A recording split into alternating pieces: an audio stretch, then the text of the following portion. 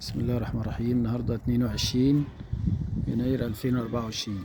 دي الخطوات الصحيحة لعملية تطعيم الأشجار. دي شجرة توت بلدي هيطعم عليها توت عماني أبيض وأحمر زي ما انت شايف اهو.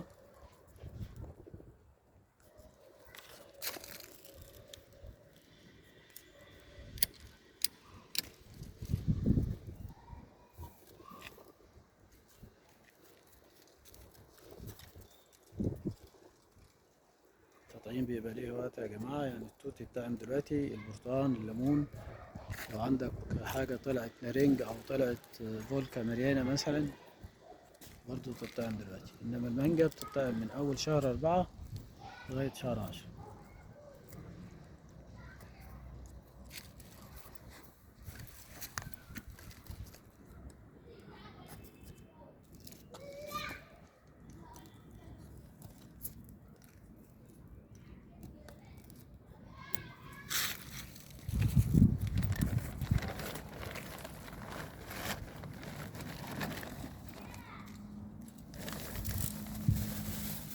دي الأقلام بتاعة التطعيم بتتاخد بطريقة فنية طبعا، تترشت من تحت برضه بطريقة معينة، وبعد كده ايه لما هو بيتحط زي ما انت شايف كده.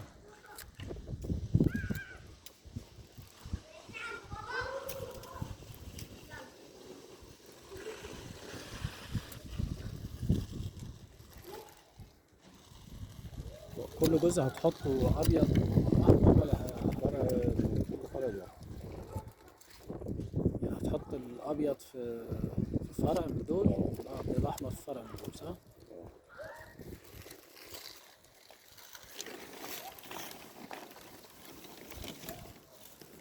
كده ده الأحمر اللي احنا طعمناه، ده الأحمر.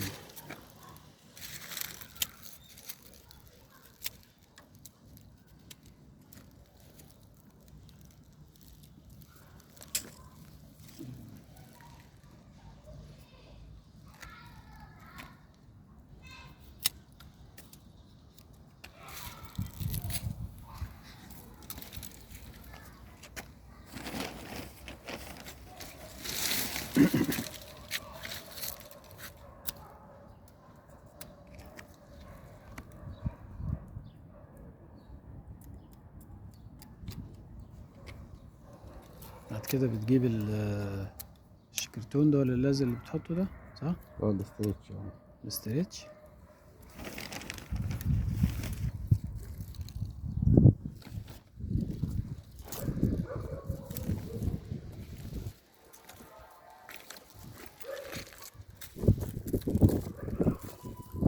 ده العيد دي بتضرب خلال قد ايه بقى؟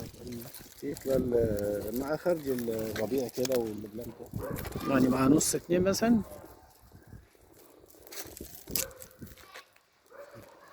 انت بتلف عليها برضو هنا ولا مش لا شرط؟ هنلبسها كيس.